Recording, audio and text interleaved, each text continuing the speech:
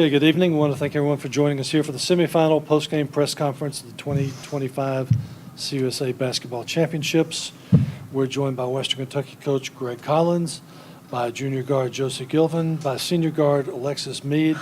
We'll make sure the attending media here in Huntsville have the ability to ask their questions first. Then we'll move to our Zoom audience. If you are monitoring this on Zoom, for efficiency's sake, if you would, go ahead and type in your question in the chat function. If you don't mind, please state your name and affiliation prior to asking your question. Thank you for attending, as well as your patience. We'll now begin with opening statement from Coach before opening it up to questions. First, I just want everybody to know how proud I was of our young ladies and how hard they fought. And they kept competing, and a lot of credit goes to Jalen Gregory. She made some big shots down the stretch that really separated the game. Their defense was strong. We did a good job for 3.5 quarters, down to about the last 2 minutes. We made some errors, some costly errors. But I was proud that these two young ladies, she's playing with a face mask and just never say die attitude, and they just continue to compete to the very last second. Middle Tennessee deserves that win. Unfortunately, we can't have two winners, but I'm really proud of how hard our young ladies fought. Questions?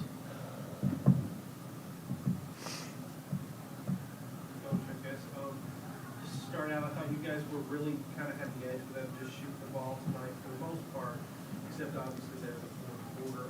How was she able to find some space to hit those shots? Well, twice we went under the ball screen, and she's a great shooter. She was 1 for 4 heading into that quarter, and she hit the last 3 threes that she had looks at.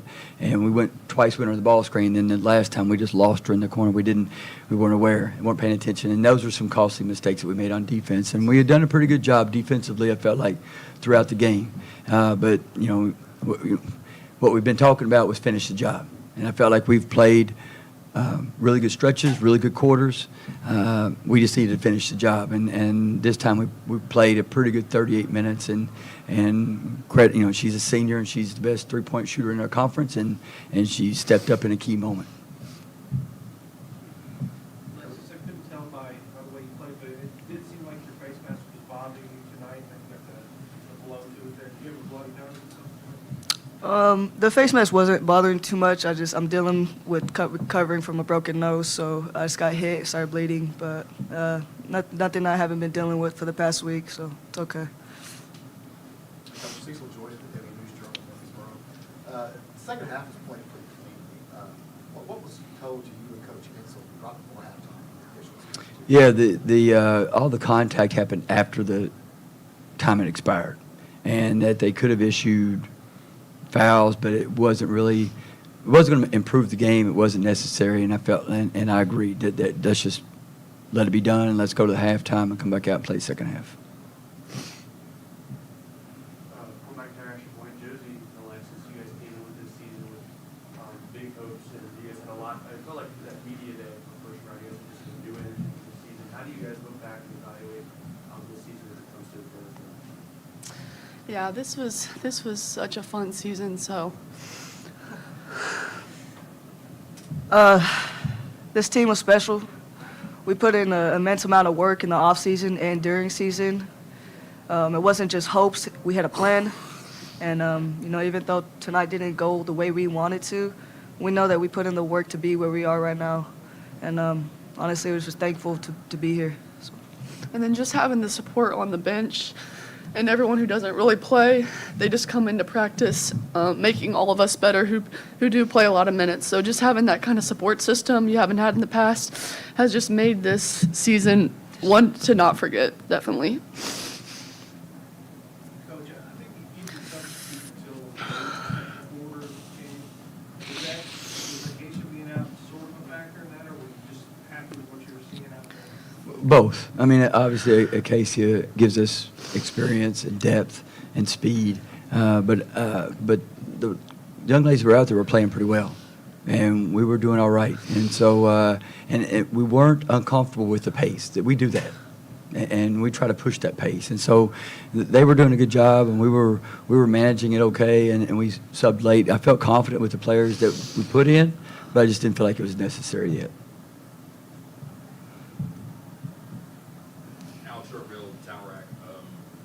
most of the game, y'all out rebounded and outshot for 3.1 against the middle. So just looking back on the instance, how was they able to go into fruition to cut right to their two bigs for foul trouble early in the game? Restate the question again, please. I didn't fully. Oh, sorry, that was a lot. For most of the game, y'all done pretty well, 3-point shooting, rebounding, the intensity level that y'all were going against the middle through the whole game. How was that coming into fruition?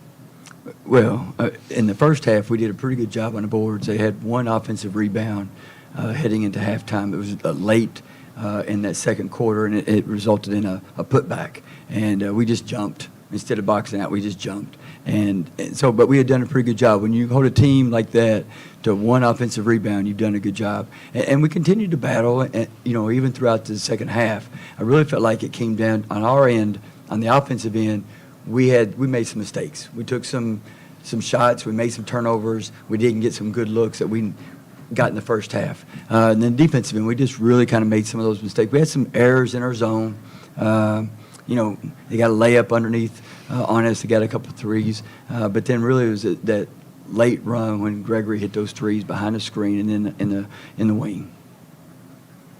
Early on, I thought they were really trying to attack you guys in the post. Yeah. Obviously, they got a 6-7 girl. They're going to do that, but watching you guys against FIU the night before, I think they wanted to try to move it more, and it seemed like you guys adjusted to it well. Yeah, I felt like Zophie Talegdi and Mariama did a great job. And she did a great job last night. She did the exact same job last night that she did a week ago. And a week ago it was just officiated differently. And so tonight it was officiated differently. And so she did the same thing. And so I feel a lot of credit goes to Zoe to keep moving. She wasn't fouling. She was keeping her hands up. And then we had a lot of help defense, pressuring the passer, and making sure those passes into the post were difficult. Matt McKay, Tower Rack. Coach, you were up 17-9, and the middle goes on an 8-0 run. It seemed like every time you got ahead a little bit, they immediately made a run. Is that some focus issues or just another team stepping up? How would you characterize that? No, I think that's a great observation. Every time we felt like we stretched it out, I think that's what great teams do. They'd make a run and we'd make a run. And the good thing was we never flinched. Now, they never flinched either. And that's what, I was talking to referees, this is the kind of game you want in a championship ball game. And so it's hard to extend those lead on good teams. They're not going to roll over and die. They're not going to quit. These young ladies didn't quit either. And they kept fighting. And then we would take another little lead. And so it really came down to who made that last run. And I felt like that was really the deciding factor in the ball game. Any further questions? Okay. Coach, ladies, thanks for coming in. Thank you. Thank you. guys.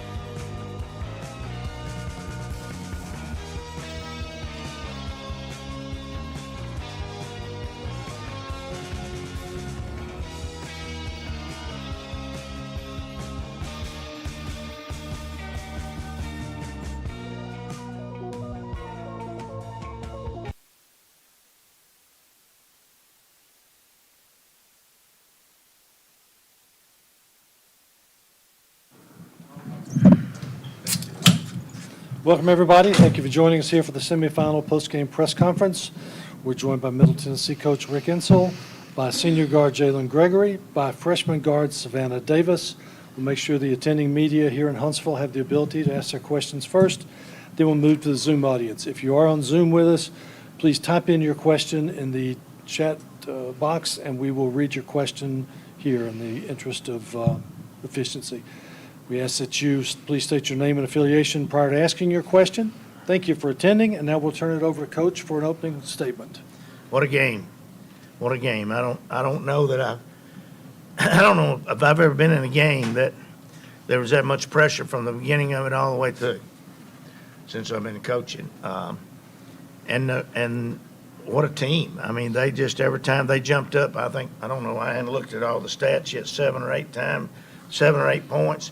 We'd come back and hit a couple of threes and think we kind of got control of things. The next thing you know, they hit a couple of threes, and then, you know, it's just, and then we come right back, and, you know, kids just played hard, played their hearts out, and made some plays. And their team made some plays. You got to take your hat off to them. Western played hard. They were coached hard.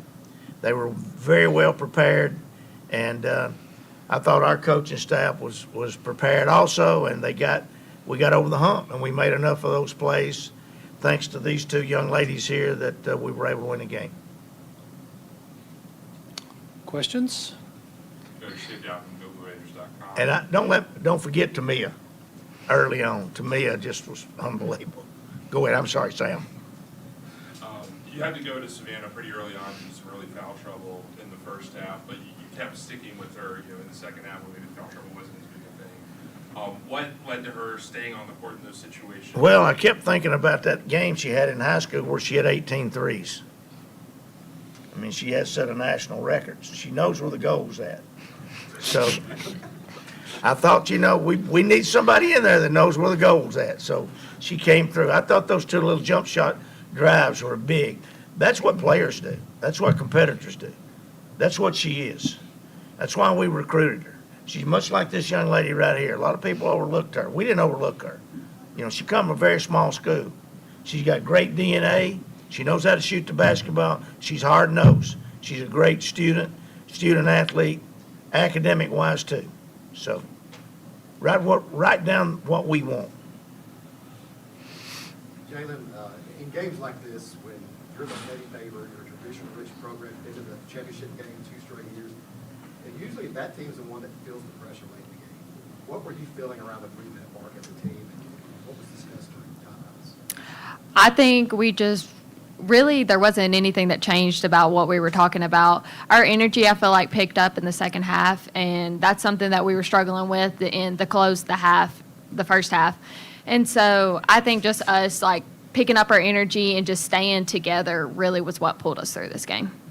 There was a moment there early in the third where Nas misses a layup, gets a rebound, gets fouled, and she's kind of emotional. And you step in and you say something to her. What was that conversation with Nas? I looked at her and I told her, I said, look me in the eyes. She looked me in the eyes, and after I said, you're going to make every single one of them after this. And she just nodded her head, and she hit the free throws. We needed them. They were big. Is that what you got to do, is look her in the eyes? I guess. It's kind of tough for me to look her in the eyes. Gotta look up to her. Savannah, talk about your game. I mean, games like this kind of come at you fast, but you seem poised in the moment. Talk about the preparation that builds up to a game like this. Well, he called me off the bench to go in, and I just want to go in and just play my role, and that's knock down shots and not let my person score. Struggle a little bit with that, but just kind of bring in the energy off the bench is kind of what I look to do, and I feel like I kind of did that tonight. Brett Walker, MTSU sidelines coach. You've been in this situation multiple times before, playing for your 3rd straight championship. Whenever, like you said, WKU was coming back and forth, how much confidence do you have in this veteran team? Well, we won 26 games you got 31 conferences, I believe I'm correct, and we're probably anywhere from 9 to 12 in conferences in the country, so that we're in the top third of the conferences in the country. And these guys to win 26 games, to play for their 3rd championship in a row, That's pretty big time. It kind of speaks volumes for the program, not necessarily for the team, but for the program. I mean, if you look back, I don't really know.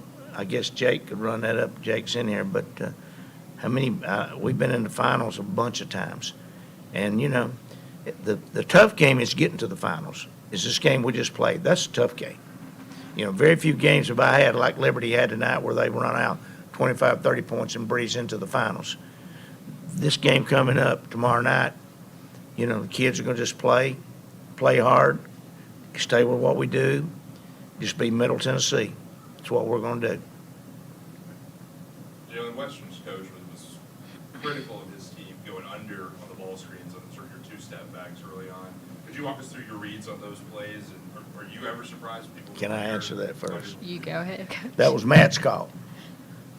Immediately, we recognized that they were going under, and he switched Jalen with the cab.